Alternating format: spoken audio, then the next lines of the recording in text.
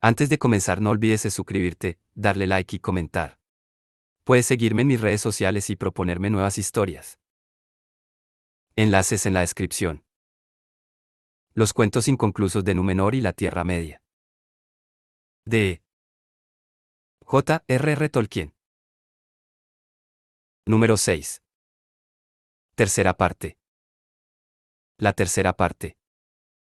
La tercera edad. 1. El desastre de los Campos Gladios. Después de la caída de Sauron, Isildur, hijo y heredero de Elendil, volvió a Gondor. Allí recibió la Elendilmir I como rey de Arnor, y proclamó su señorío soberano sobre todos los Dúnedain del norte y del sur, porque era hombre de gran orgullo y vigor. Permaneció un año en Gondor restaurando el orden y definiendo los límites de la región Emoticono Caratriste II, pero la mayor parte del ejército de Arnor regresó a Eriador. Por el camino númenoriano que va de los vados de Licen a Fornost. Cuando por fin se sintió en libertad de retornar a su propio reino, tuvo prisa y deseaba ir primero a Imladris, porque allí había dejado a su esposa y a su hijo menor. 3. Y tenía además la urgente necesidad de escuchar el consejo del Ron. Por tanto decidió dirigirse hacia el norte por los valles del Anduin a Sirit Fonenandrat, el elevado paso del norte que conducía a Imladris. 4. Conocía bien esa tierra por haber viajado allí a menudo antes de la Guerra de la Alianza, y había ido a la guerra por ese camino con hombres del Arnor Oriental en compañía del Ron. 5. Era un largo viaje, pero el único otro camino, hacia el oeste y luego hacia el norte, hasta el cruce de caminos de Arnor y luego hacia el este a Imladris. Era mucho más largo. 6. Todavía.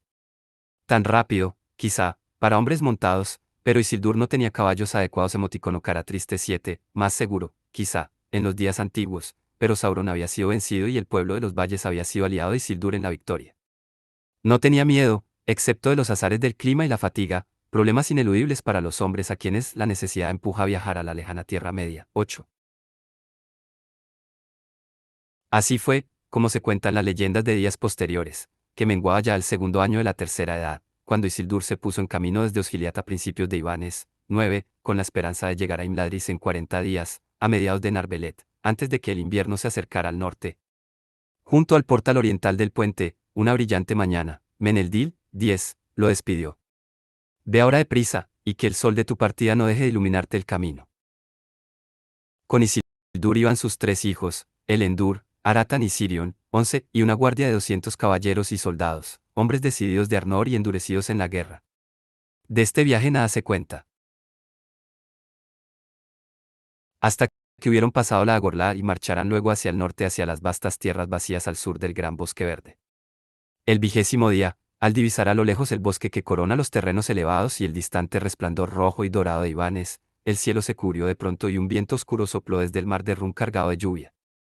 Llovió 4 días, de modo que cuando llegaron a la entrada de los valles, entre Lorien y Amonlanc, 12, Isildur se alejó del Anduin, crecido y de aguas rápidas, y ascendió las empinadas cuestas del lado oriental hacia los senderos de los elfos silvanos que pasaban cerca de las lindes del bosque. Así fue que avanzada la tarde de la 30ª jornada, pasaban por las fronteras septentrionales de los Campos Gladios. 13, marchando por un sendero que conducía al reino de Tranduil. 14, tal como era entonces. El hermoso día ya menguaba, por sobre las montañas distantes se agrupaban unas nubes, enrojecidas por un sol nublado que descendía hacia ellas, una sombra gris ya cubría las profundidades del valle. Los Dúnedain iban cantando porque la marcha del día estaba concluyendo, y 3/4 partes del largo camino hacia Imladris quedaban detrás. A la derecha el bosque se alzaba sobre ellos en lo alto de unas cuestas empinadas que llegaban al sendero. Más allá, el descenso al fondo del valle era menos empinado. De pronto, cuando el sol se sumergió en las nubes, oyeron los espantosos gritos de los orcos, y los vieron salir del bosque y descender por la cuesta lanzando gritos de guerra. 15. En la penumbra reinante, solo era posible sospechar cuántos eran, pero superaban en número a los Dúnedain, hasta 10 veces, y quizá más. Isildur ordenó que se levantara un tangail, un muro de defensa de 2 filas unidas que podían retroceder en ambos extremos si eran flanqueadas, y si era necesario, convertirse en un anillo cerrado. Si el terreno hubiera sido plano o la cuesta hubiera favorecido a Isildur, habría formado a los suyos en un Deer Knight. 16, atacando a los orcos con la esperanza de que la gran fuerza de los Dúnedain les abriera un camino entre ellos y los pusiera en fuga, pero eso no era entonces posible.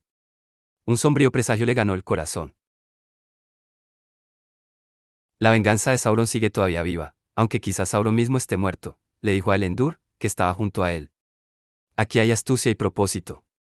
No tenemos esperanza de ayuda, Moria y Lorien han quedado muy atrás, y Thranduil está a 4 días de marcha.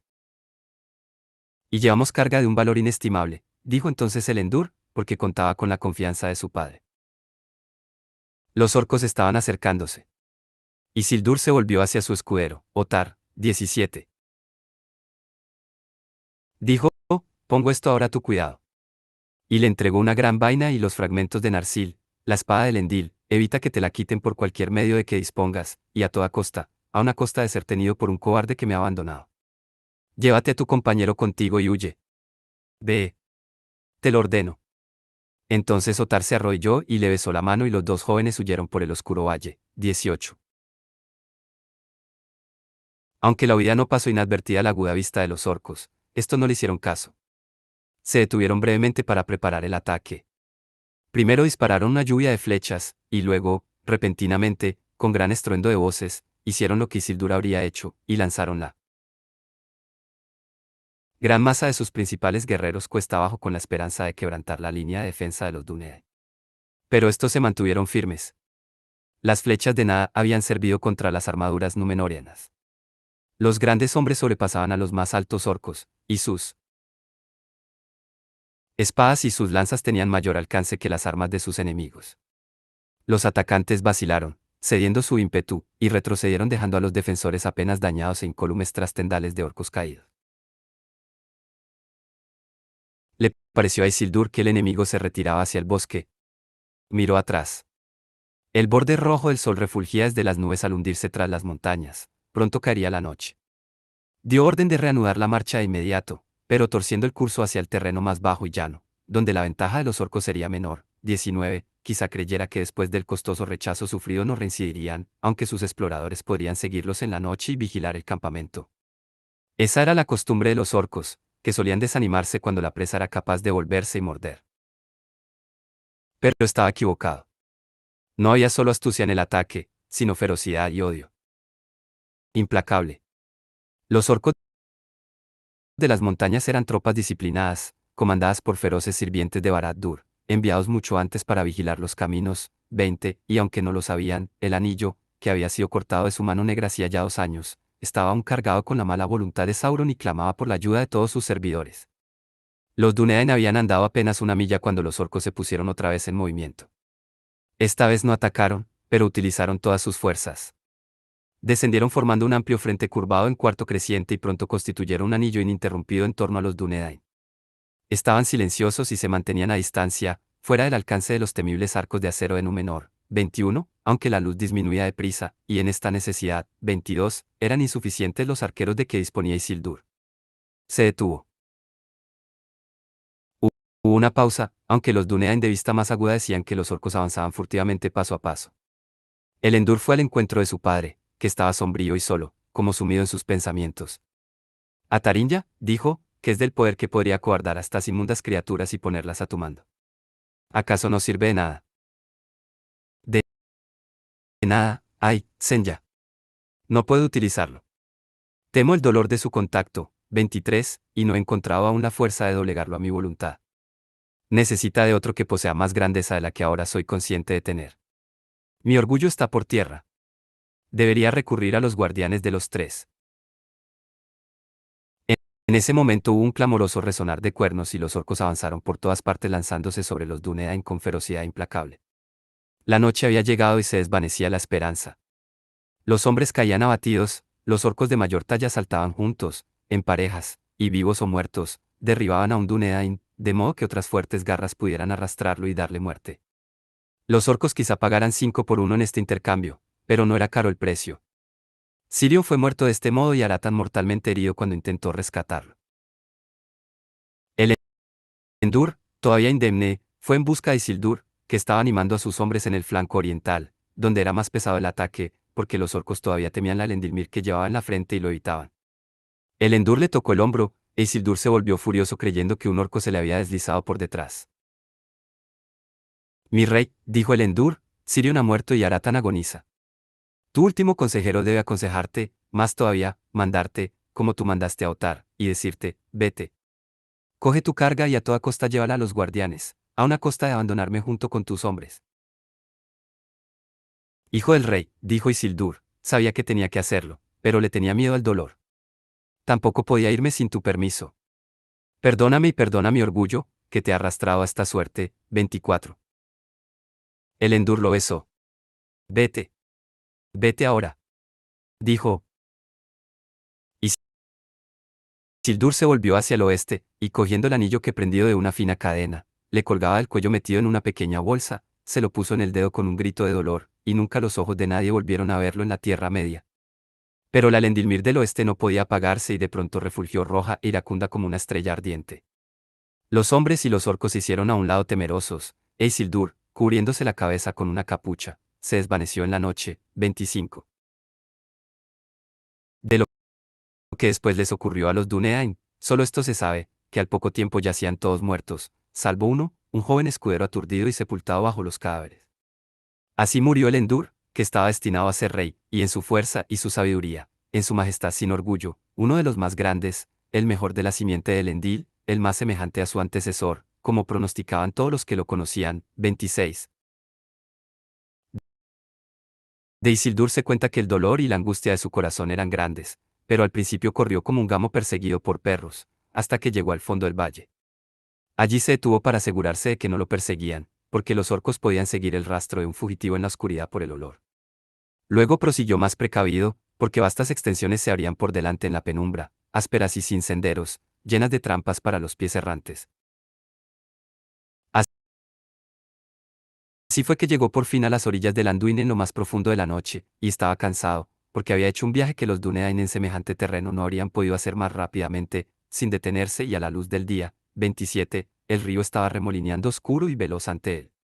Se quedó allí un rato desesperado y solo. Luego, deprisa, se despojó de la armadura y las armas, salvo una corta espada que llevaba sujeta al cinturón. 28. Y se sumergió en el agua. Era hombre vigoroso, de una resistencia que pocos Dunedain de su edad podían igualar, pero tenía escasas esperanzas de alcanzar la otra orilla. Antes de haber avanzado mucho, se vio forzado a volverse casi hacia el norte en contra de la corriente, y por más que luchaba era de continuo barrido hacia las grandes algas de los campos gladios. Estaban más cerca de lo que él había pensado. 29. Y cuando por fin sintió que la corriente disminuía, y cuando había casi logrado cruzar, se encontró luchando con altos juncos y algas adherentes. Allí advirtió de pronto que había perdido el anillo. Por azar, o por un azar bien utilizado, se le había desprendido de la mano en un sitio donde jamás podría encontrarlo. En un principio el sentimiento de la pérdida fue tan abrumador, que dejó de luchar y pensó en dejarse hundir y ahogarse. Pero este estado de ánimo se disipó tan deprisa como se le había presentado. Ya no sentía dolor. Se le había quitado un gran peso de encima.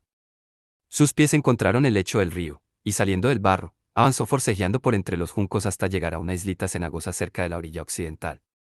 Allí emergió del agua, era solo un hombre mortal, una criatura insignificante perdida y abandonada en el descampado de la tierra media.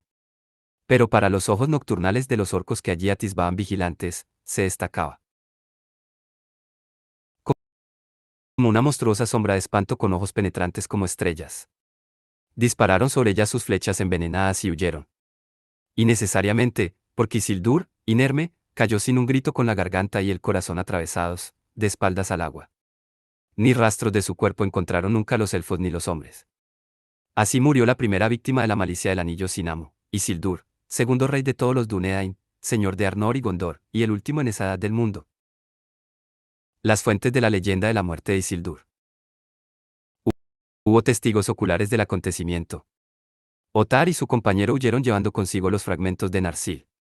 La historia menciona a un joven que sobrevivió a la matanza, era el escudero del Endur, llamado Stelmo, y fue uno de los últimos en caer, pero estaba aturdido por un golpe, no muerto, y fue encontrado vivo bajo el cuerpo del Endur. Escuchó las palabras cambiadas por Isildur y el Endur al despedirse. Hubo quienes acudieron al rescate sobre la escena demasiado tarde, pero a tiempo para ahuyentar a los orcos e impedir la mutilación de los cuerpos, porque hubo ciertos hombres del bosque que llevaron la noticia a Thranduil por mensajeros, y también ellos reunieron una fuerza para tender una emboscada a los orcos, pero estos la olfatearon y se dispersaron, porque, aunque victoriosos, sus pérdidas habían sido muy grandes, y casi todos los orcos corpulentos habían caído. No intentaron otro ataque semejante hasta después de transcurridos muchos años. La historia de las últimas horas de Isildur y de su muerte procede de una conjetura, pero está bien fundada. La leyenda en su forma cabal no se compuso hasta el reinado de Elessar en la Cuarta Edad, cuando se descubrieron otros datos. Hasta entonces se había sabido, primero, que Isildur tenía el anillo y había huido hacia el río; segundo, que su cota de malla, su yelmo, su escudo y su gran espada, pero nada más, se habían encontrado en la orilla no muy lejos de los campos gladios; tercero, que los orcos habían dejado en la orilla occidental una guardia de arqueros para impedir que nadie escapara de la batalla y huyera al río, porque se encontraron huellas de sus campamentos, uno cerca de los bordes de los campos gladios, y cuarto, que Isildur y el anillo, juntos o separadamente, debieron de haberse perdido en el río, porque si Isildur hubiera alcanzado la orilla occidental portando el anillo, habría esquivado la guardia, y un hombre tan intrépido y resistente no habría dejado de ir entonces a Lorien o Moria antes de sucumbir. Porque aunque era un largo viaje, cada uno de los Dúnedain llevaba en un bolsillo sellado que le colgaba del cinturón un pequeño frasco de cordial y unas hostias de pan de caminantes que lo habrían sostenido con vida durante muchos días. No eran en verdad el Mirubor 30 o el Lembas de los Eldar, aunque algo semejante, pues la medicina y las otras artes de Númenor continuaban floreciendo y no se habían olvidado. Entre las cosas que había dejado Isildur no había cinturones ni bolsos. Mucho después, cuando la tercera edad del mundo élfico quedó atrás y la Guerra del Anillo se aproximaba, se le reveló al concilio del Ron que se había encontrado el anillo, hundido cerca del borde de los campos gladios y junto a la orilla occidental, aunque no se descubrió nunca rastro alguno del cuerpo de Isildur. Tenían también conocimiento de que Saruman había llevado a cabo en secreto una búsqueda en la misma región, pero aunque no había encontrado el anillo, que ya mucho antes había sido retirado de allí, no sabían si había descubierto alguna otra cosa. Pero el rey Elessar, cuando fue coronado en Gondor, inició la reorganización del reino, y una de sus primeras tareas fue la restauración de Ortán, donde se proponía guardar otra vez la Palantir recuperada de Saruman. Entonces se registraron todos los secretos de la torre. Se encontraron muchas cosas de valor, joyas y reliquias de familia Eol, hurtadas a Doras por lengua viperina durante los años de decadencia del rey Theoden, y otras cosas semejantes, más antiguas y bellas, recogidas en túmulos y tumbas de todas partes. Saruman, en su degradación, no se había convertido en un dragón, sino en una corneja. Por último, tras una puerta escondida que no podrían haber encontrado ni abierto si no hubiera contado Elessar con la ayuda de Gimli el enano, se reveló un gabinete de acero. Quizá lo habían preparado para recibir el anillo, pero estaba casi vacío. En el cofrecillo sobre un alto estante había dos cosas guardadas. Una era una cajita de oro, sujeta a una fina cadena, estaba vacía y no tenía letra ni signo alguno, pero sin duda había guardado el anillo en torno al cuello de Isildur. Junto a ella había un tesoro sin precio, largo tiempo lamentado como si se hubiera perdido para siempre, la misma Lendilmir, la blanca estrella de cristal élfico sobre una redecilla de mitril, 31, que había pasado de Silmarien a Elendil, y que éste había escogido como la señal de la realeza del Reino del Norte, 32. Cada rey y los capitanes que los habían seguido en Arnor habían llevado la Lendilmir, hasta el mismo Elessar, pero aunque era una joya de gran belleza, hecha por los orfebres élficos en Imladris para Valandil, hijo de Isildur, no tenía la antigüedad ni el poder de la que se había perdido cuando Isildur se internó en la oscuridad para no volver nunca más. Elessar la cogió con reverencia, y cuando volvió al norte y tuvo otra vez plena autoridad real sobre Arnor, Arben se la ciñó en la frente y los hombres guardaron asombrado silencio al ver cómo resplandecía. Pero Elessar no quiso correr ningún riesgo y solo la llevaba en días señalados en el reino del norte. Por otra parte, cuando vestido con sus galas reales llevaba la Lendilmir que había recibido en herencia, decía, y esta también es cosa digna de ser reverenciada, y está por encima de mi mérito, 40 cabezas la han llevado antes que la mía, 33. Cuando las gentes reflexionaron más detenidamente sobre este tesoro secreto, se afligieron. Porque les pareció que estas cosas, y con seguridad la Lendilmir, no podían haberse encontrado a no ser que estuvieran en el cuerpo de Isildur cuando se hundió en el agua, pero si ello hubiera sucedido en aguas profundas de fuertes corrientes, éstas las habrían arrastrado con el tiempo hasta lugares muy lejanos. Por tanto, Isildur debió de haber caído no en la corriente profunda sino en aguas de la orilla, no más altas que un hombre. Porque, entonces, aunque había transcurrido una edad, no se encontraron huellas de sus huesos. Los habría encontrado Saruman y ¿los habría deshonrado quemándolos en uno de sus hornos? Si así había sido, era un hecho vergonzoso, pero no el peor que hubiera cometido. 2. Sirión y Oli, la amistad de Gondor y Rohan. Número 1. Los hombres del norte de los aurigas. La crónica de Sirión y Ol 1 solo empieza con el primer encuentro de Sirión, senescal de Gondor, y Ol, señor de los Eotheot, después de terminada la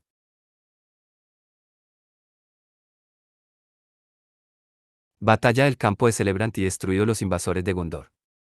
Pero hubo aladas y leyendas de la gran expedición de los Rohirrim desde el norte tanto en Rohan como en Gondor, de las cuales procede lo que se cuenta en crónicas posteriores, 2, junto con muchas otras informaciones acerca de los Eotheot. Todo esto se pone aquí por escrito brevemente en forma de crónica. Los Eotheot fueron conocidos por primera vez con ese nombre en los días del rey Calimetar de Gondor, que murió en el año 1936 de la Tercera Edad. Eran en ese tiempo un pueblo pequeño que vivía en los valles del Anduin entre Carroca y los Campos Gladios, en su mayoría sobre la orilla occidental del río. Eran un resto de los hombres del norte, que habían constituido anteriormente una confederación numerosa y poderosa de los pueblos que moraban en las vastas llanuras que se extienden entre el Bosque Negro y el río Rápido, grandes criadores de caballos y jinetes renombrados por su habilidad y resistencia, aunque sus casas estaban en las orillas del bosque, y especialmente en el entrante oriental, en gran parte abierto por ellos con la tala de árboles. 3. Estos hombres del norte eran descendientes de la misma raza de los que en la primera edad pasaron al oeste de la Tierra Media y fueron aliados de los Eldar en las guerras contra Morgoth. 4. Eran por tanto desde tiempos remotos parientes de los Dúnedain o Númenóreanos, y hubo estrecha amistad entre ellos y el pueblo de Gondor. Constituían en realidad un baluarte de Gondor que defendía las fronteras septentrionales y orientales de la invasión, aunque los reyes no se dieron plena cuenta hasta que este baluarte se debilitó y fue finalmente destruido. La decadencia de los hombres del norte de Rhovanion empezó con la Gran Peste, que apareció allí durante el invierno del año 1635 y pronto se diseminó por Gondor. En Gondor la mortandad fue grande, especialmente entre los que vivían en las ciudades. Fue más grande en Rhovanion, pues aunque sus gentes vivían casi en su totalidad al aire libre y no tenían grandes ciudades, la peste llegó en un crudo invierno en que los caballos y los hombres tuvieron que refugiarse bajo techo y las casas de madera y los establos estaban atestados. Además, eran poco hábiles en las artes de la curación y la medicina, de las que mucho se conocía todavía en Gondor, preservadas de la sabiduría de Númenor. Cuando la peste cesó, se dice que más de la mitad de la entera población de Rhovanion había muerto, y también la mitad de sus caballos. Fueron lentos en recuperarse, pero nadie puso a prueba esta debilidad, durante un largo periodo.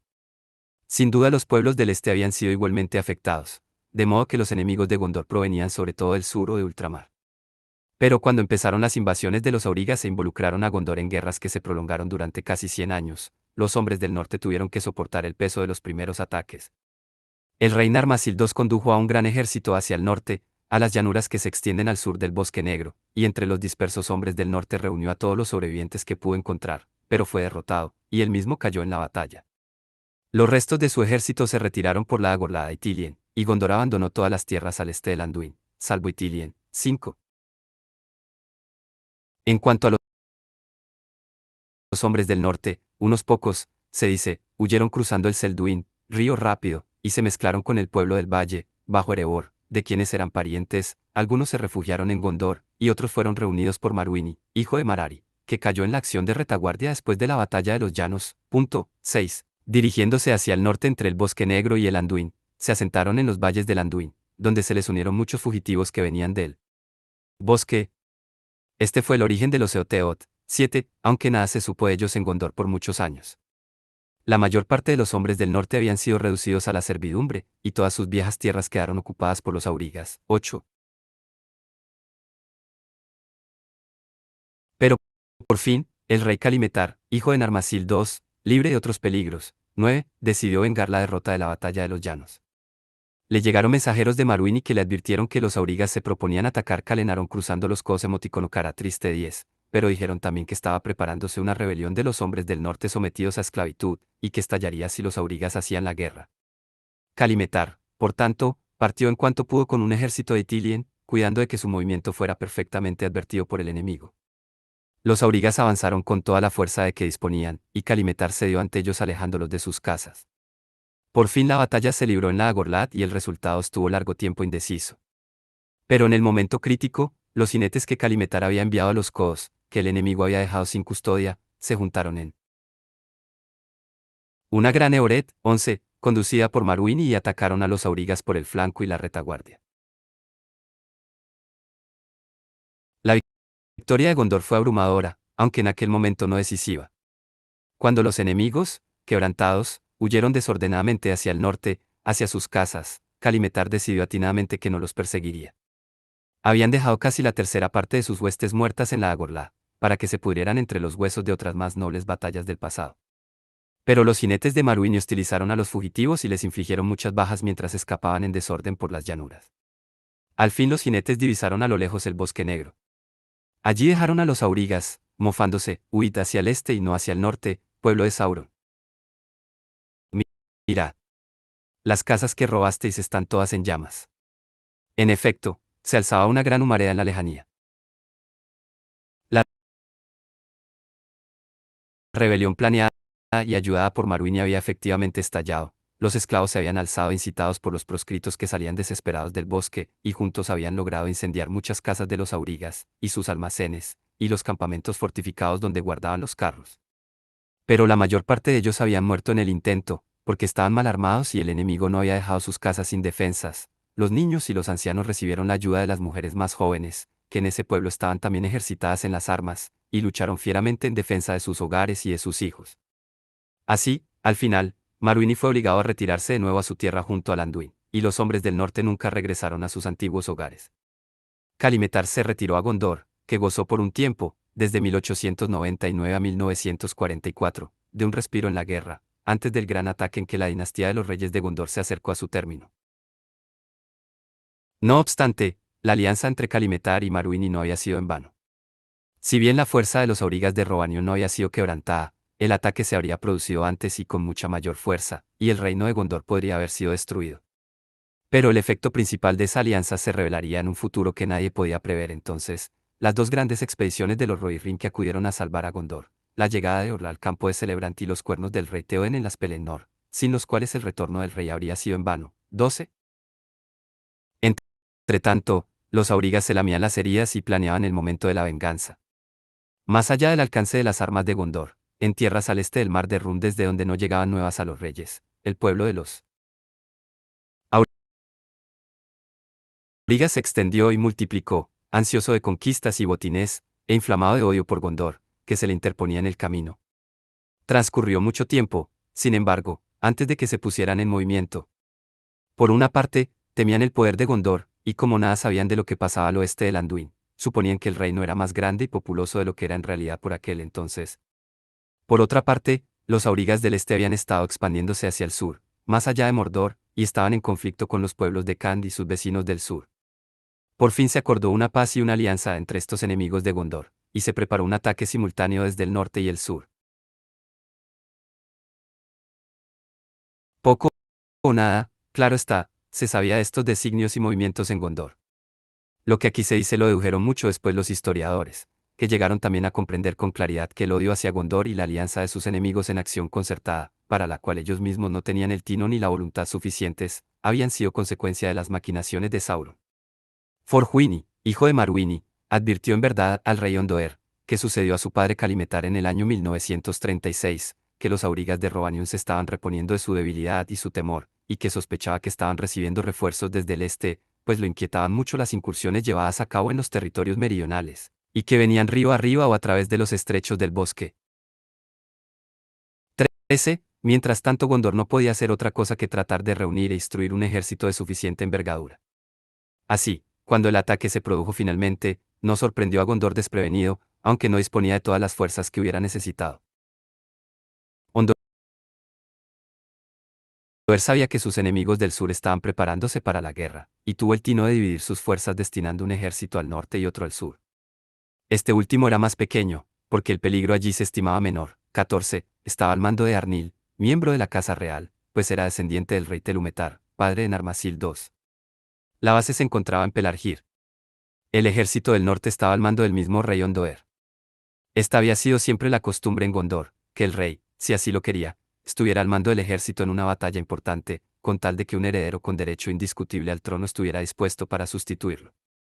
Ondoer provenía de un linaje guerrero, y era amado y estimado de sus soldados, y tenía dos hijos, ambos en edad de portar armas, Artamir era unos 3 años mayor que Faramir. La noticia de la aproximación del enemigo llegó a Pelargir el noveno día de Sermi del año 1944. Earnil ya había adoptado medidas, había cruzado el Anduin con la mitad de sus fuerzas, y dejando indefensos intencionadamente los vados de Poros, acampó a unas 40 millas al norte, en Itilien del sur. El rey Ondoer se había propuesto conducir a su ejército hacia el norte a través de Itilien y desplegarlo por la Agorla, terreno de malos augurios para los enemigos de Gondor. En ese tiempo los fuertes sobre la línea del Anduin, al norte de Sargevir, que había construido Narmasili, estaban todavía en buen estado y contaban con hombres suficientes como para impedir cualquier intento enemigo de cruzar el río por los bajos. Pero la noticia del ataque del norte no le llegó a Ondoer hasta la mañana del 12º día de Sermie, ya cuando se acercaba el enemigo, mientras el ejército de Gondor se trasladaba lentamente, pues Ondoer no había recibido hasta entonces ningún aviso, y la vanguardia no había llegado todavía a las puertas de Mordor. La fuerza principal iba por delante, con el rey y su custodia, seguida por los soldados del ala derecha y el ala izquierda que ocuparía sus lugares después de dejar atrás Itilien y al aproximarse a la Agorla. Esperaban allí que el ataque llegara del norte o el nordeste, como había ocurrido antes en la batalla de los Llanos y en ocasión de la victoria de Kalimetar en la Agorla. Pero no fue así. Los aurigas habían reunido una gran hueste en las costas meridionales del mar Mediterráneo de Rum, fortalecida por gentes de Robanion, emparentadas con ellos, y por los nuevos aliados de Khan. Cuando todo estuvo pronto, se pusieron en camino hacia Gondor desde el este, trasladándose deprisa a lo largo de la línea de la Serel y Tui, donde se los descubrió demasiado tarde.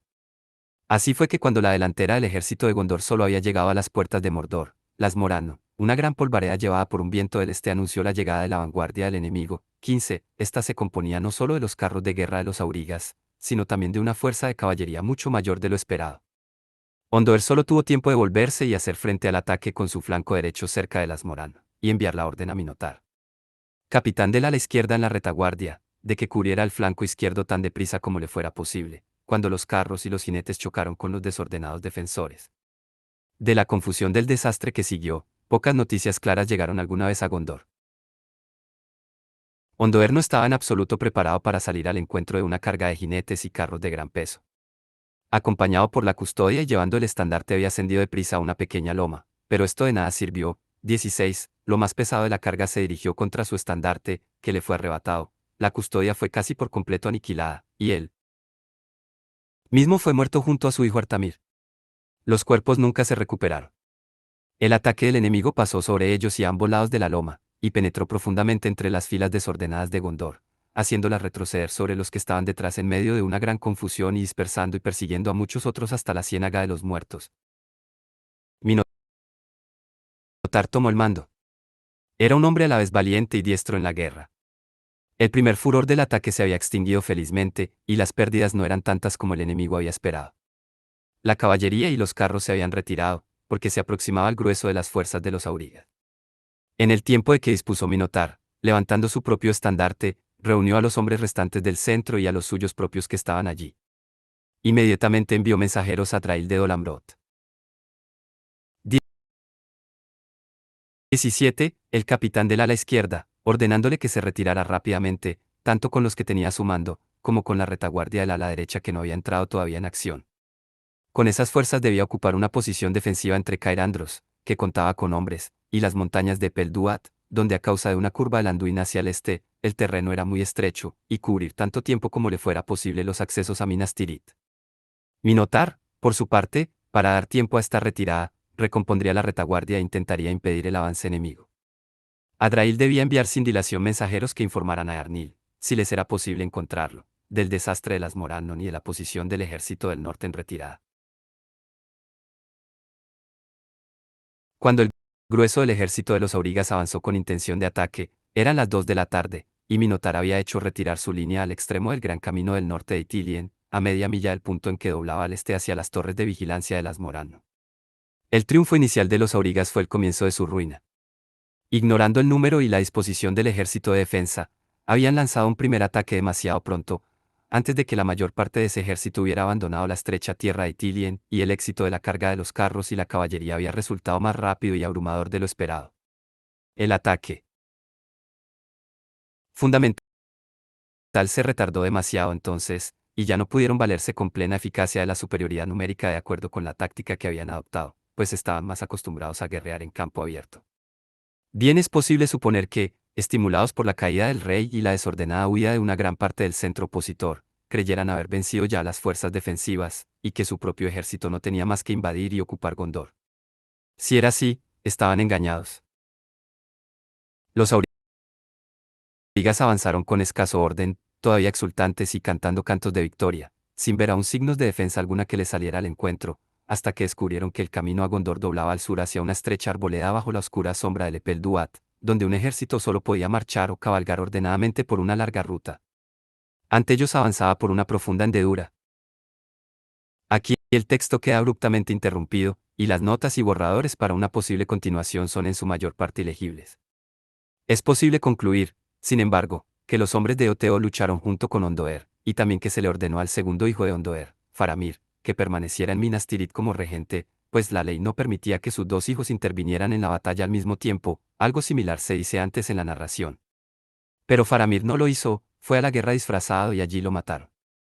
La escritura es aquí casi imposible de descifrar, pero parece que Faramir se unió a los Eoteot y fue atrapado con un grupo de ellos mientras retrocedían hacia la Ciénaga de los Muertos. El jefe de los Eoteot, cuyo nombre es indescifrable después del primer elemento mar, acudió a rescatarlos, pero Faramir murió en sus brazos, y solo cuando le registró el cuerpo descubrió señales que indicaban que se trataba de él. Príncipe. El jefe de los Eoteot fue entonces a reunirse en el extremo del camino del norte, en Itilien, con Minotar, quien, en ese preciso momento, daba órdenes de que se llevara un mensaje al príncipe en Minas Tirith, en el que se le comunicaba que era ahora rey. Fue entonces cuando el jefe de los Eoteot le dio la noticia de que el príncipe había ido disfrazado a la batalla y allí había muerto. La presencia de los Eoteot y el papel que representa su jefe pueden explicar que en esta narración, que constituye ostensiblemente una crónica del comienzo de la amistad entre Gondor y los Rohirrim, se incluyera esta elaborada historia de la batalla del ejército de Gondor con los aurigas. El pasaje final del texto conservaba la impresión de que la exaltación y el júbilo del ejército de los aurigas, mientras descendían por el camino a la profunda hendedura, duraría muy poco, pero las notas finales muestran que no iban a ser contenidos durante mucho tiempo por la defensa de retaguardia de Minotar. Los aurigas penetraron implacablemente en Itilien, y, al atardecer del 13º día de Sermia aplastaron a Minotar, que fue muerto por una flecha. Se dice aquí que este era hijo de la hermana del rey Ondoer. Sus hombres lo retiraron de la refriega y lo que quedaba de la retaguardia huyó hacia el sur a reunirse con Adrail. El comandante principal de los aurigas ordenó entonces detener el avance y celebró una fiesta. Nada más puede cifrarse, pero una breve crónica que figura en el apéndice. Ade el Señor de los Anillos cuenta cómo Earnil vino del sur y los obligó a retirarse en desorden. En 1944 el rey Ondoer y sus dos hijos Artamir y Faramir cayeron en la batalla al norte de las Morannon, y el enemigo penetró en Itilien. Pero Earnil, capitán del ejército del sur, obtuvo una gran victoria en Itilien del sur y destruyó al ejército de Arad que había cruzado el río Poros. Yendo deprisa hacia el norte, reunió a todos los que pudo del ejército del norte en retirada y avanzó sobre el principal campamento de los aurigas mientras estos estaban entregados a la diversión y a la juerga creyendo que Gondor había sido vencida y que nada quedaba por hacer, excepto recoger el botín. Earnil irrumpió entonces en el campamento y puso fuego a los carros, y expulsó de Itilien al enemigo, que huyó en desbandada. Gran parte de los que escaparon delante de él, perecieron en la ciénaga de los muertos. En la cuenta de los años, la victoria de Earnil recibe el nombre de la batalla del campamento. Después de la muerte de Ondoer y sus dos hijos en las Morannon, Arbedui, último rey del reino del norte, reclamó la corona de Gondor, pero no fue escuchado, y en el año que siguió a la batalla del campamento, Earnil recibió la corona. Su hijo fue Earnur, que murió en Minas Morgul después de aceptar el reto del señor de los Nazgûl, y fue el último de los reyes del reino del sur. Número 2. La expedición de Or. Mientras los Eoteot vivían todavía en su vieja patria, 18, eran conocidos en Gondor como un pueblo en el que se podía confiar, y recibían noticias de todo cuanto pasaba en esa región. Eran un resto de los hombres del norte, considerados parientes en remotos tiempos de los Dúnedain, y en los días de los grandes reyes habían sido sus aliados y habían contribuido con su sangre al bienestar del pueblo de Gondor. No pasó, pues, inadvertido en Gondor que los Eoteot se trasladaran al norte lejano en los días de Arnil II, el penúltimo rey del reino del sur. 19. La nueva tierra de los Eoteo estaba al norte del Bosque Negro, entre las montañas nubladas al oeste y el río del bosque al este. Hacia el sur se extendía hasta la confluencia de los dos cortos ríos que ellos llamaron Grislin y Fuente Lejana. Grislin nacía en Ered Mitrin, las montañas grises, pero descendía de las montañas nubladas, y llevaba ese nombre porque era allí donde nacía el Anduin, que, a partir de su unión con el Grislin, llamaban a negación lejana. 20.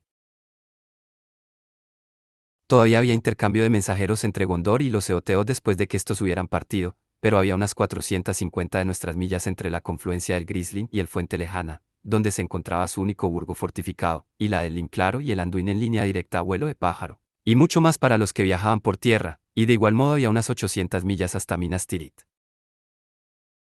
La crónica de Sirión y Ol no informa de acontecimiento alguno antes de la batalla del campo de Celebrant, pero a partir de otras fuentes puede suponerse lo siguiente.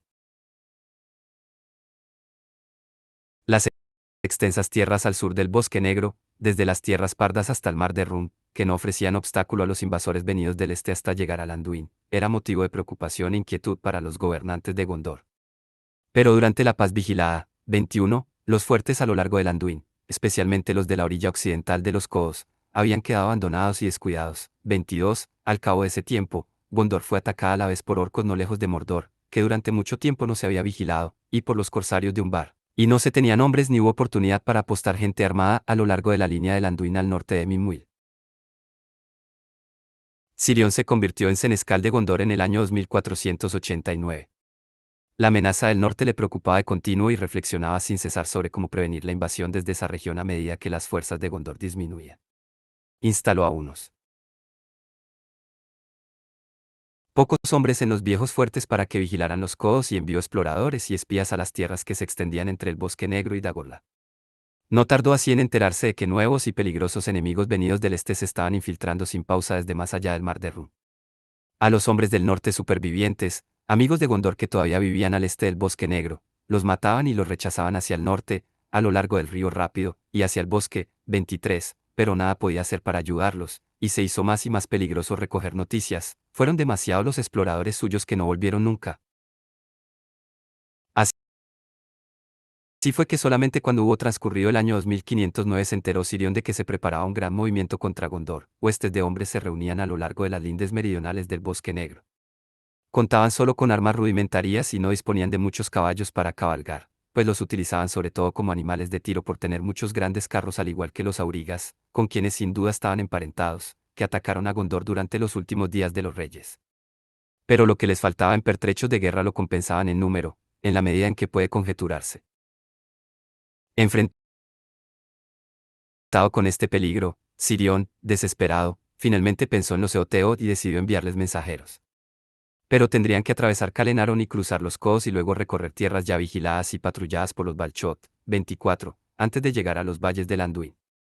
Esto significaría una cabalgada de unas 450 millas hasta los Coos, y más de 500 desde allí hasta los Eoteot, y desde los Coos se verían forzados a ir cautelosos y sobre todo de noche hasta dejar atrás la sombra de Dol Guldur. Sirión tenía escasas esperanzas de que alguno pudiera hacerlo. Convocó voluntarios, y escogiendo a 6 jinetes de gran valentía y resistencia, los envió por pares y con un día de intervalo entre ellos. Cada cual llevaba un mensaje. Aprendido de memoria y también una pequeña piedra con la inscripción del sello de los senescales. 25, para que los diera al señor de los Eoteo en persona si lograba llegar a esa tierra. El mensaje estaba dirigido a Eol, hijo de Leod, porque Sirión sabía que había sucedido a su padre unos años antes, cuando no era sino un joven de 16, y aunque ahora no contaba sino con 25, era alabado en todas las nuevas que llegaban a Gondor como hombre de gran valentía y con una sabiduría propia de una edad más avanzada. No obstante, Sirión tenía pocas esperanzas de que aun cuando el mensaje le llegara, tendría respuesta. Solo la vieja amistad que unía a los Eoteot con Gondor lo decidiría a acudir desde tan lejos con las fuerzas de que pudiera disponer. Las nuevas de que los Balchot estaban destruyendo a los últimos miembros de su linaje en el sur, si no las conocía ya, podrían dar peso a su llamada, si los mismos Eoteot no estaban amenazados de ataque. Sirión no dijo nada más. 26, y ordenó al ejército con que contaba que hiciera frente a la tormenta. Reunió las mayores fuerzas que pudo, y poniéndose él mismo al mando, se aprontó a conducirlas hacia el norte, a Calenaron, lo más deprisa posible. Dejó al mando a Ayas, su hijo, en Minas Tirith. El primer par de mensajeros partió el 10º día de Sulime, y uno de esos dos, entre todos los 6, logró llegar ante los Eoteot. Era Borondir, un gran jinete perteneciente a una familia que se decía descendiente de un capitán de los hombres del norte al servicio de los reyes de antaño. 27, de los otros nunca se supo nada, salvo del compañero de Borondir. Fue muerto a flechazos en una emboscada al pasar cerca de Dol Guldur, de la que escapó Borondir por fortuna y gracias a la rapidez de su caballo. Fue perseguido hacia el norte hasta los campos gladios, y a menudo importunado por hombres que salían del bosque, tuvo que alejarse del camino directo. Llegó por fin ante los Eoteo al cabo de 15 días y sin alimento los dos últimos, y estaba tan agotado que apenas pudo pronunciar su mensaje ante Or. Era entonces el 25º día de Sulime. Eol deliberó consigo mismo en silencio, pero no le exigió largo tiempo. Al cabo de un rato se puso en pie y dijo, iré. Si la Mundur cae, ¿hacia dónde huiremos en la oscuridad? Entonces estrechó la mano de Borondir como signo de su promesa. Eol enseguida convocó a su consejo de ancianos, y empezó a prepararse para la gran expedición. Pero esto le llevó varios días porque el ejército tenía que ser reunido, y había que tomar disposiciones con miras a la organización de la población y a la defensa de la tierra. En ese tiempo los eoteos estaban en paz y no tenían miedo de la guerra, aunque quizás esto podía cambiar cuando se enteraran de que su señor se había ido a batallar a lo lejos en el sur. No obstante, Eol advertía perfectamente que nada lograría si no movilizaba todas sus fuerzas, y debía arriesgarlo todo o echarse atrás y quebrantar su promesa. Por fin el entero ejército fue reunido, y solo unos pocos centenares quedaron atrás para dar apoyo a los hombres que por su excesiva juventud o por su vejez eran inadecuados para tan desesperada aventura. Era entonces el 6º día del mes de Virese. Ese día, en silencio, la gran Eore se puso en camino dejando el miedo atrás y llevando consigo escasas esperanzas, porque no sabían qué tenían por delante, ni a lo largo del camino ni al llegar a destino. Se dice que Eol condujo a unos 7.000 jinetes plenamente armados y unos centenares de arqueros montados. A su derecha, cabalgaba Borondir para que le sirviera de guía en la medida en que fuera capaz, pues hacía poco había atravesado esas tierras. Pero su gran ejército no fue amenazado ni atacado durante la larga travesía por los valles del Anduin. Todas las gentes, buenas o malas, al verlos aproximarse, huían a su paso por miedo a su poderío y esplendor. Mientras avanzaban hacia el sur y pasaban por la parte meridional del Bosque Negro, bajo el entrante oriental, que estaba entonces infestado por la presencia de los Balchot, no hallaron, sin embargo, señales de hombres, ni reunidos en ejércitos ni en partidas de exploración, que se interpusieran en su camino o espiaran sus movimientos. En parte esto era consecuencia de acontecimientos que les eran desconocidos, ocurridos después de la partida de Borondir, pero otros poderes obraban además. Porque cuando por fin el ejército se acercó a Dol Guldur, Eol se desvió hacia el oeste por temor de la sombra oscura y de la nube que de allí salían, y luego prosiguió la marcha sin perder de vista el Anduin. Muchos jinetes dirigieron hacia allí sus miradas, a medias con el temor y a medias con la esperanza de divisar a lo lejos las luces de Wimordene, la peligrosa tierra de la que se cuentan las leyendas populares que brilla como el oro en primavera. Pero ahora parecía amortajada en una niebla de suave resplandor, y para su consternación la niebla cruzó el río y se extendió por encima de la tierra ante ellos. Eol no se detuvo. Seguid cabalgando. Ordenó. Es el único camino. Nos apartará de la guerra la niebla de un río después de haber recorrido camino tan largo. Al acercarse vieron que la niebla blanca hacía retroceder la lobreguez de Dol Guldur, y pronto penetraron en ella, cabalgando lentamente en un principio, y cautelosos, pero bajo el dosel de la niebla todas las cosas aparecían iluminadas de una luz clara y sin sombras, mientras que a derecha e izquierda estaban protegidos como por unos blancos muros de secreto. La señora del bosque dorado está de nuestra parte, según parece, dijo Borondir. Quizá, dijo Eol. Pero por lo menos he de confiar en la sabiduría de Felarov. 28. No huele mal alguno. Su corazón está animado y se le han curado las fatigas, está ansioso por recibir su ración. Así sea. Porque nunca ha estado más necesitado de velocidad y secreto. Entonces Felarov avanzó de un salto y el ejército lo siguió como un viento grande pero en un silencio extraño, como si los cascos no dieran contra el suelo. Así siguieron cabalgando durante ese día y el próximo, tan frescos y ansiosos como en la mañana de la partida, pero al amanecer del tercer día despertaron de su descanso, y súbitamente la niebla había desaparecido, y vieron que habían avanzado mucho en campo abierto. A la derecha el Anduin estaba cerca, pero habían casi pasado su meandro oriental, 29, y los codos estaban a la vista. Era la mañana del 15º día de Virese, y habían llegado con una rapidez inesperada, 30. Aquí termina el texto, con una nota que anuncia que debía seguir una descripción de la batalla del campo de Celebrant. El apéndice A y del Señor de los Anillos incluye una breve crónica de la guerra. Un gran ejército de hombres salvajes venidos del nordeste atravesaron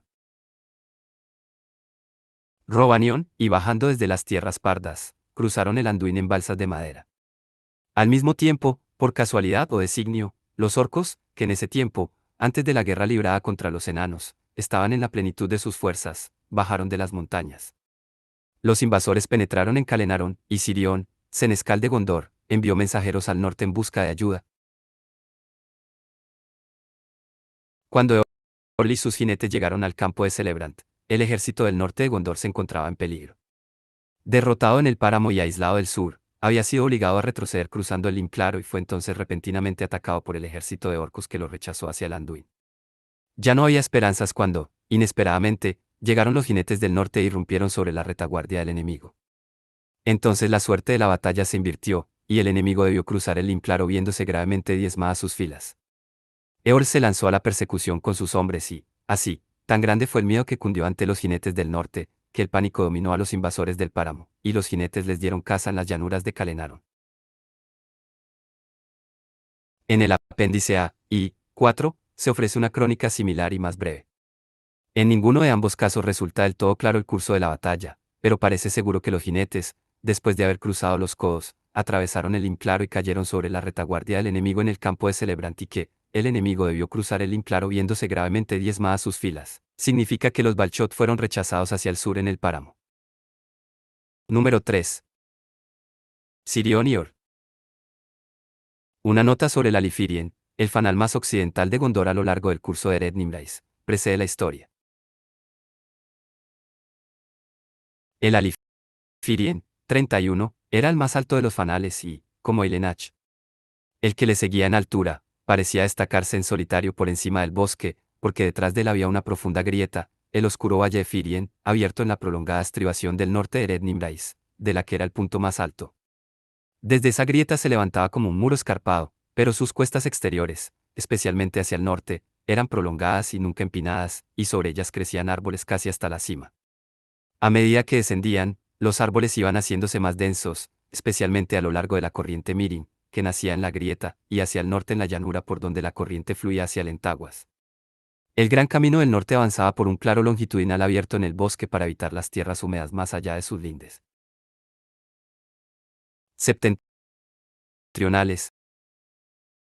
Pero este camino había sido hecho en días antiguos, 32, y, después de la partida de Isildur, nadie derribó nunca un árbol en el bosque de Firien, salvo los centinelas de los fanales, cuya misión consistía en mantener despejado el gran camino y también el sendero que llevaba a la cima de la colina. Este sendero salía del camino cerca de la entrada en el bosque y ascendía serpenteante hasta la parte desprovista de árboles, más allá de la cual había una antigua escalinata de piedra que conducía al sitio del fanal, un amplio círculo nivelado por quienes habían construido la escalinata. Los centinelas del fanal eran los únicos habitantes del bosque, con la única excepción de las bestias salvajes, moraban en cabañas construidas en los árboles cerca de la copa, pero no permanecían allí mucho tiempo a no ser que el mal tiempo los obligara, e iban y venían por turnos en el desempeño de su tarea. Casi todos se alegraban de volver a sus hogares. No por el peligro de las bestias salvajes ni porque alguna sombra maligna de días oscuros se proyectara en el bosque, sino porque por debajo del ruido del viento y de los pájaros y las bestias o, a veces, el de los jinetes que pasaban deprisa por el camino, había un silencio, y los hombres se sorprendían hablando a sus compañeros en un susurro, como si fueran a escuchar el eco de una gran voz que clamara desde muy lejos y mucho tiempo atrás. El nombre Lifirien significaba en la lengua de los Rohirrim, montaña sagrada. 33. Antes de su llegada se la llamaban Sindarin Amon Amwar, montaña del temor reverente, por esa razón nadie la conocía en Gondor, salvo solo, como se comprobó después, el rey o el senescal regente. Para los pocos hombres que se aventuraban a abandonar el camino y a errar entre los árboles, el bosque de por sí era ya motivo suficiente, en la lengua común se lo llamaba, el bosque susurrante. En los días del apogeo de Gondor, no se levantaba fanal alguno en la colina mientras las Palantiri mantenían todavía comunicación entre Osgiliath y las tres torres del reino. 34. Sin necesidad de recurrir a mensajeros o señales. En días posteriores, poca era la ayuda que podía esperarse del norte a medida que el pueblo de Calenarón iba declinando, ni tampoco era factible que se enviaran allí fuerzas mientras Minas Tirith se empeñaba más y más en mantener la línea del Anduin y proteger sus orillas meridionales. En Anorien habitaban todavía muchos que tenían por misión proteger los accesos septentrionales, fuera por Calenaron o a través del Anduin en Caerandros. Para comunicarse con ellos se levantaron y conservaron, 35, los tres fanales más viejos, Amondín, Eilenach y Minrimon, pero aunque se fortificó la línea de la corriente Mirin, entre los marjales inaccesibles de su confluencia con el Entaguas y el puente por el que el camino llevaba.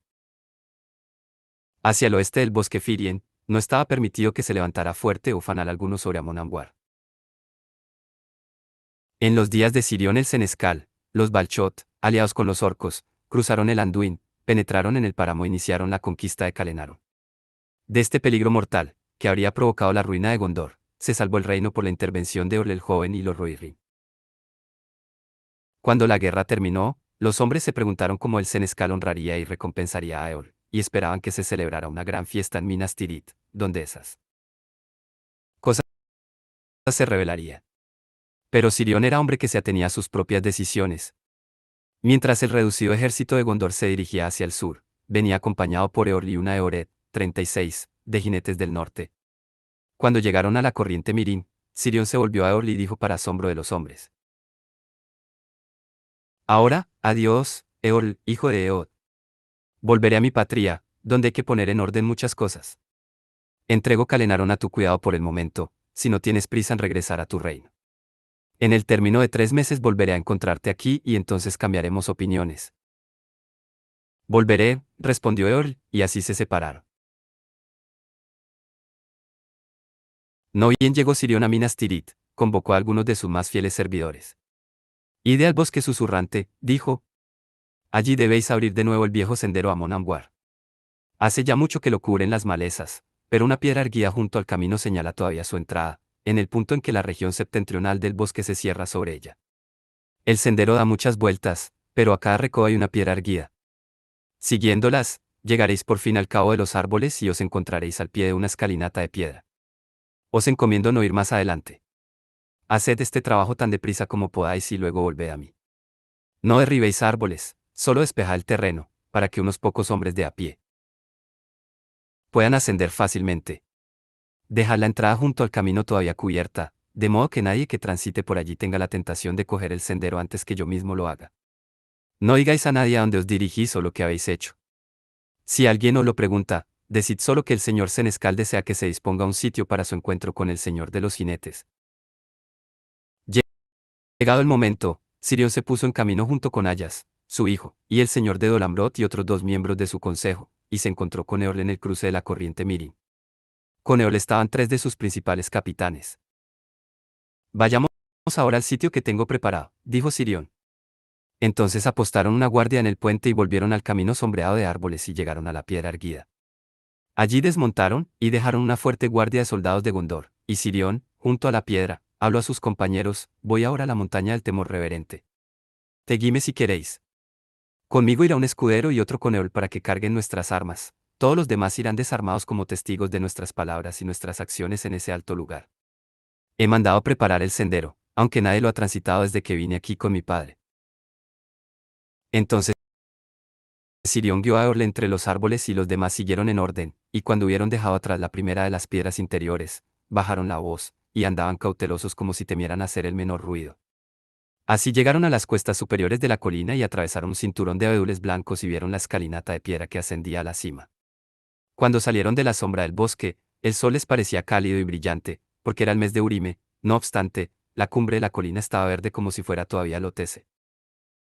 Al pie de la escalinata había una bóveda pequeña en la ladera de la colina, hecha con turba de las orillas.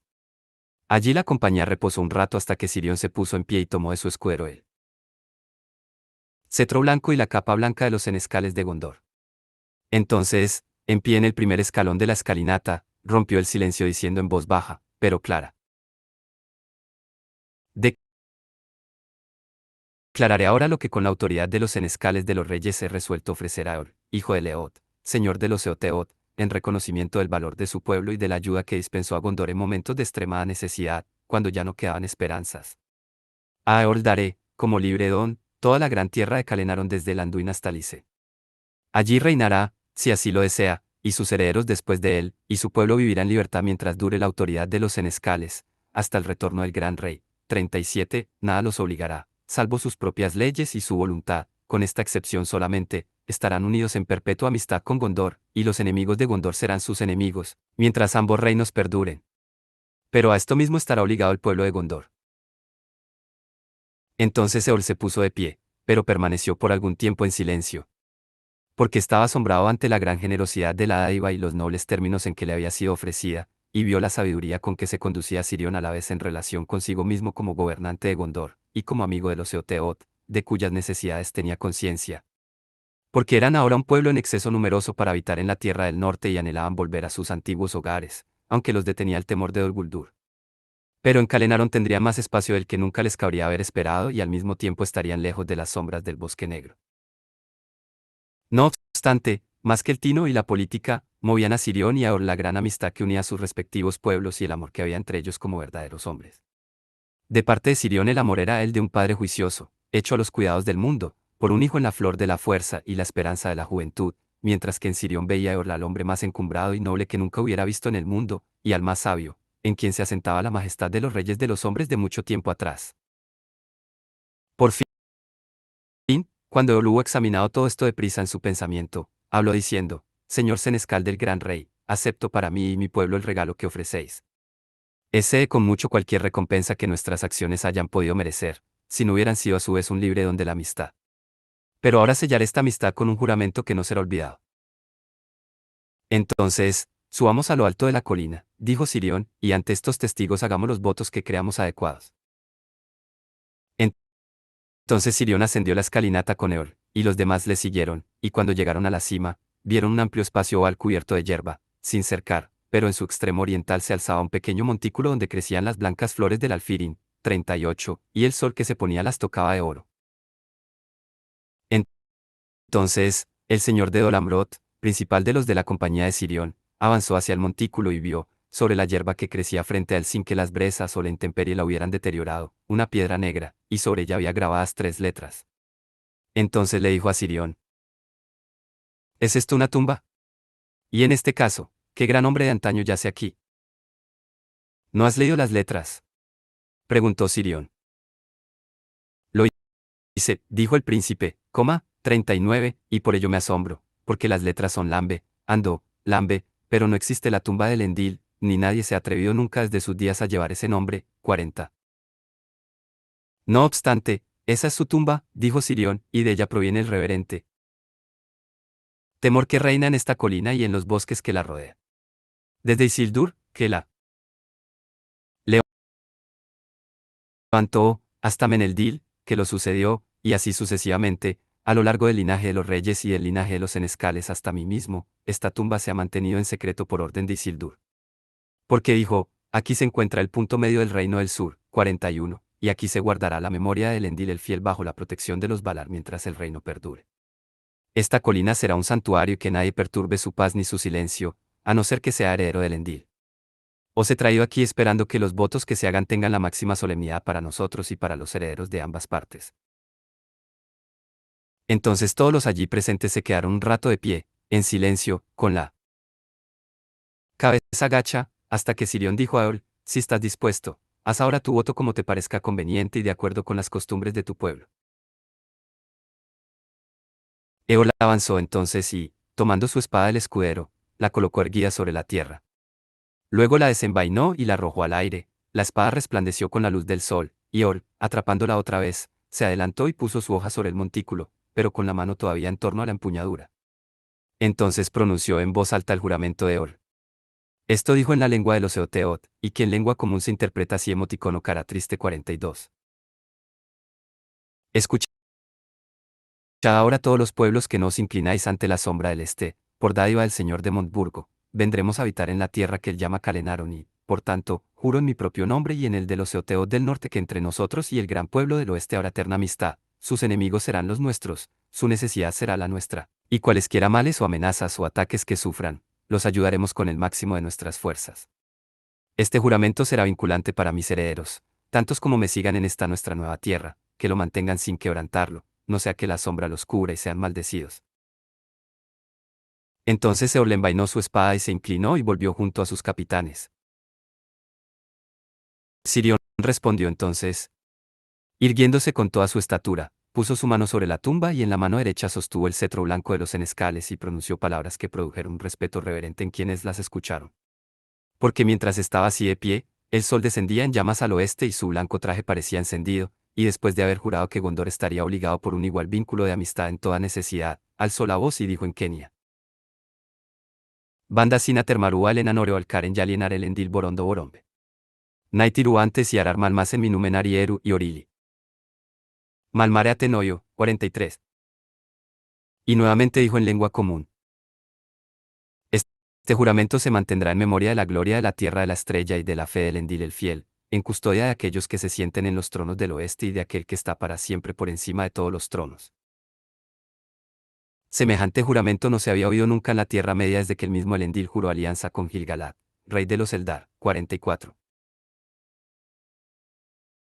Cuando todo hubo terminado y caían las sombras de la noche, Sirión y Ol con su compañía descendieron en silencio por el bosque oscurecido, y volvieron al campamento junto a la corriente Mirin, donde se habían preparado tiendas para ellos. Y después que hubieron comido, Sirión y Ol, con el príncipe de Olamrot y Eomund, el capitán principal de los Eoteot, se sentaron juntos y definieron los límites de la autoridad del rey de los Eoteot y del senescal de Gondor. Los límites del reino de Ol serían, al oeste, el río Angren desde su unión con el Edorn, y desde allí hacia el norte hasta los cercos exteriores de Agrenost, y desde allí hacia el oeste y hacia el norte a lo largo de las lindes del bosque de Fangorn hasta el río Lim Claro, y ese río era el límite septentrional, pues la tierra de más allá nunca había sido reclamada por Gondor. 45. Al este sus límites serían el Anduin y el risco occidental de la Semimuil hasta los marjales de las bocas del Onodlo, y más allá de ese río, la corriente del Glanir, que fluía a través del bosque de Amguar para unirse al Onodlo, y al sur sus límites serían Erednimrais hasta el extremo de su brazo septentrional, pero todos esos valles y abras abiertos hacia el norte pertenecerían a los Eoteot, como también la tierra al sur de la Citaglir entre los ríos Angren y Edol. 46. En todas esas regiones Gondor conservaba todavía su mando solo la fortaleza de Angrenost, dentro de la cual se levantaba la tercera torre de Gondor, la inexpugnable Hortán, donde se conservaba la cuarta de las Palantiri del Reino del Sur. En los días de Sirión, Angrenost estaba todavía ocupada por una guardia de gondoreanos, pero estos se habían convertido en un pequeño pueblo asentado gobernado por una capitanía hereditaria, y las llaves de Hortán estaban al cuidado del senescal de Gondor. Los cercos exteriores, nombrados en la descripción de los límites del reino de Ol, eran un muro y un terraplén que se prolongaban unas 2 millas al sur de las puertas de Angrenost, entre las colinas en que terminaban las montañas nubladas. Más allá se extendían las tierras cultivadas de los habitantes de la fortaleza. Se acordó también que el gran camino que anteriormente recorrían Orien y Calenaron hasta Tradangren, los vados de Lisen, 47, y de allí hacia el norte Arnor, debía estar abierto al tránsito de ambos pueblos sin impedimentos en tiempos de paz, y desde la corriente Miring hasta los vados de Lisen su mantenimiento estaría a cargo de los Eoteot. Por este pacto solo una pequeña parte del bosque de Amguar, el oeste de la corriente Mirin, quedaba incluida en el reino de Or, pero Sirión declaró que la colina de Amguar pasaba a ser un lugar sagrado para ambos pueblos, y los Eorlidas y los senescales en adelante compartirían su custodia y mantenimiento. En días posteriores, sin embargo, cuando los Rohirrim crecieron en número y poderío mientras Gondor declinaba y estaba por siempre amenazada desde el este y el mar, los guardianes de Amguar fueron exclusivamente hombres de Foldeste y el bosque. Se volvió por costumbre parte del dominio real de los reyes de la Marca. A la colina la llamaron Alifirien, y al bosque, el Firienol. 48. En épocas posteriores, el día del juramento se consideró el primero del nuevo reino, cuando se le dio a Eorl el título de rey de la Marca de los Jinetes. Pero por entonces transcurrió algún tiempo antes de que los Rohirrim tomaran posesión de la tierra, y en vida Eorl fue conocido como señor de los Eoteod y rey de Calenaron. El término marca significaba frontera, especialmente la que sirve como defensa de las tierras interiores de un reino. Fue Ayas, hijo y sucesor de Sirión, quien utilizó por primera vez los nombres Sindarin, Rohan, para la marca y Rohirrim, para el pueblo, pero después fueron utilizados a menudo no solo en Gondor, sino por los mismos Eoteot. 49. Al día siguiente del juramento, Sirión y Ol se abrazaron y se despidieron con pesar. Porque Ol dijo, Señor Senescal, tengo mucho por hacer y deprisa. Esta tierra está ahora libre de enemigos, pero no están destruidos de raíz, y más allá del Anduin y en las lindes del Bosque Negro no sabemos qué peligros acechan. Envié ayer a 3 mensajeros al norte, hombres bravos y expertos jinetes, con la esperanza de que uno llegue por lo menos antes que yo a mi patria.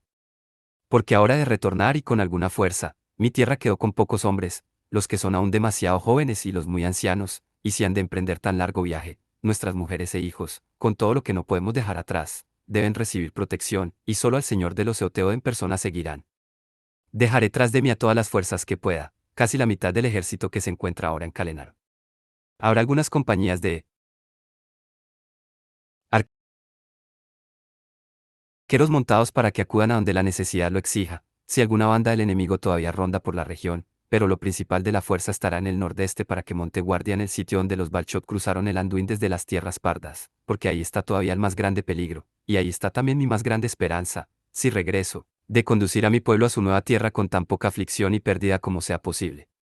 Si regreso, digo, pero tened por seguro que lo haré para mantener el juramento, a no ser que nos advenga un desastre y perezca con mi pueblo en el largo recorrido. Porque este por fuerza habrá de hacerse a lo largo de la orilla oriental del Anduin siempre bajo la amenaza del Bosque Negro, y en el tramo final deberá pasar por el valle oscurecido por la sombra de la colina que llamáis Dol Guldur. Sobre la margen occidental no hay sendero para jinetes ni para una gran hueste de gente y carros, aun cuando las montañas no estuvieran infestadas de orcos, y nadie alcanza a pasar, sean muchos o pocos, por el Guimordene, donde habita la dama blanca que teje redes de las que ningún mortal puede escapar. 50. Por la ruta del este iré, como vine a celebrante y que los que hemos invocado como testigos de nuestros juramentos nos tengan en su custodia. Despidámonos con esperanzas. Tengo vuestra venia. Por supuesto que la tenéis, dijo Sirión, pues veo ahora que no puede ser de otro modo. Me doy cuenta de que preocupado por los riesgos en que nosotros incurríamos, he pensado demasiado poco en los peligros que habéis enfrentado y en la maravilla de que hayáis logrado llegar, contra toda esperanza, tras haber recorrido tantísimas leguas desde el norte. La recompensa que ofrecí con alegría y plenitud de corazón en el momento en que fuimos salvados parece ahora pequeña. Pero creo que las palabras de mi juramento, dichas sin calcular previamente con atención todas sus consecuencias, no fueron puestas en mi boca en vano. Despidámonos, pues, con esperanzas. Sin duda, gran parte de lo que aquí se pone en boca de Oli Sirión en ocasión de su despedida y de su juramento la noche antes, obedece al estilo de las crónicas, pero es cierto que Sirión dijo al despedirse lo que aquí se le atribuye acerca de la inspiración de su juramento, porque era hombre de escaso orgullo y gran coraje y generosidad de corazón, el más noble de los senescales de Gondor. Número 4. La traición de Isildur. Se dice que cuando Isildur volvió de la guerra de la última alianza, permaneció un tiempo en Gondor poniendo orden en el reino y dando instrucciones a Meneldil, su sobrino, antes de partir a hacerse cargo del reinado de Amor. Con Meneldil y un grupo de amigos de confianza hizo un viaje por las fronteras de todas las tierras que Gondor reivindicaba, y cuando volvían de la frontera septentrional a Norien, se acercaron a la alta colina que se llamaba entonces Eilenaer, pero que se llamó después Amon Amwar, montaña del temor reverente. 51. Se encontraba cerca del punto central de las tierras de Gondor. Trazaron un sendero a través de los densos bosques que crecían sobre sus laderas septentrionales, y así llegaron a su cima, que era verde y despojada de árboles. Allí nivelaron un espacio y en su extremo oriental levantaron un montículo. En su interior Isildur puso una caja que llevaba con él.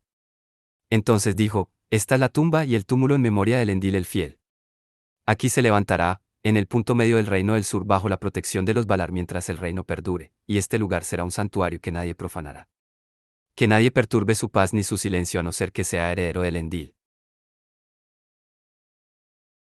Construyeron una escalinata de piedra desde la margen del bosque hasta la cima de la colina. Isildur dijo, por esta escalera nadie subirá, salvo el rey y los que él traiga con él si los invita a seguirlo.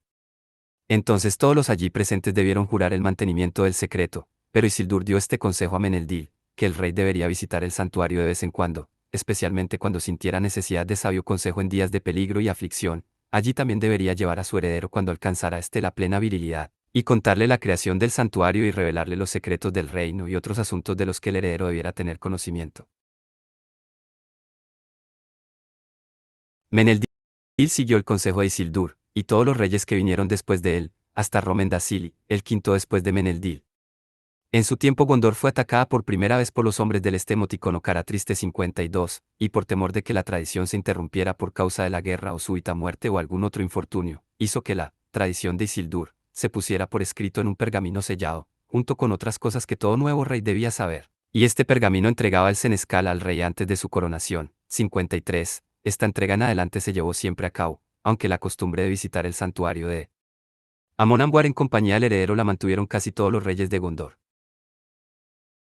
Cuando los días de los reyes llegaron a su término, y Gondor fue gobernada por los senescales descendientes de Urín, senescal del rey Minardil, se estableció que todos los derechos y deberes les pertenecían, hasta el retorno del gran rey. Pero en cuanto a la tradición de Isildur, ellos solos eran los jueces, pues solo ellos la conocían. Entendían que con las palabras, un heredero del Elendil, Isildur había querido referirse a uno del linaje real descendiente del Elendil que hubiese heredado el trono, pero que no había previsto el gobierno de los senescales. Si entonces Mardil había ejercido la autoridad del rey en su ausencia, 54, los herederos de Mardil que habían heredado la senescalía tenían los mismos derechos y deberes hasta el retorno de un rey. Cada senescal, por tanto, tenía derecho a visitar el santuario cuando quisiera y a permitirles el acceso a quienes lo acompañaban. En cuanto a las palabras,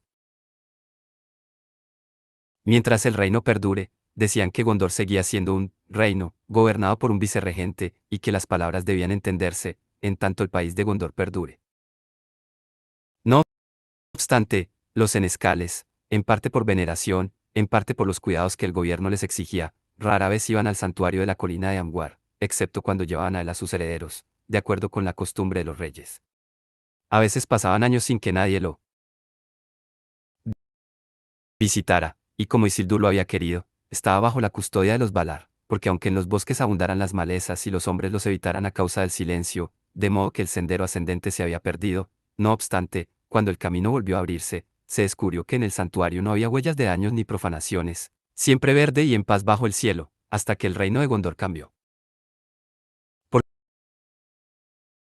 Porque sucedió que Sirión, el 12º de los senescales gobernantes, se enfrentó con un nuevo y grave peligro. Invasores amenazaban con la conquista de todas las tierras de Gondor al norte de las Montañas Blancas, y si esto sucedía, no tardaría en producirse la caída y la destrucción de todo el reino. Como en las historias se cuenta, este peligro se evitó solo por la ayuda de los Rohirrim, y a ellos Sirión, con gran sabiduría, les concedió todas las tierras septentrionales, salvo a Norien, para que gobernaran en ellas, aunque en alianza perpetua con Gondor. Ya no había hombres suficientes en el reino para poblar la región septentrional, ni siquiera para mantener en funcionamiento la línea de fuertes a lo largo del Anduin que había protegido sus fronteras orientales. Sirión lo pensó mucho antes de ceder Calenaron a los jinetes del norte, y juzgó que esta cesión debía alterar por entero la tradición de Isildur, en relación con el santuario de Amon-Ambar. A ese sitio llevó al señor los Rohirrim, y allí, junto al túmulo de Elendil, con la mayor solemnidad, escuchó el juramento de Ol, que fue contestado con el juramento de Sirión, confirmando para siempre la alianza entre los reinos de los Rohirrim y Gondor. Pero cuando esto se hizo y Ol hubo regresado al norte para conducir a su pueblo a su nueva morada, Sirión trasladó la tumba de Elendil. Porque juzgó que la tradición de Isildur había quedado invalidada.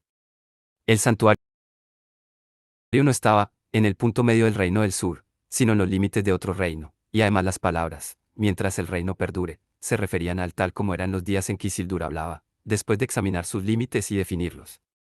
Es cierto que otras partes del reino se habían perdido desde entonces, Minas Ithil estaba en manos de los Nazgûl, e Ithilien, en estado de abandono y desolación, pero Gondor no había renunciado al derecho que tenía sobre ellas. Calenaron había sido cedida para siempre mediante un voto. Por tanto, la caja que Isildur había guardado en el interior del montículo, la llevó Sirión al santuario de Minas Tirith, pero el montículo verde subsistió como memoria de una memoria. No obstante, aun cuando se había convertido en el sitio de un fanal, la colina de Amguar siguió siendo un lugar de reverencia para Gondor y los Rohirrim, que lo llamaron en su propia lengua Lithirien, el monte sagrado.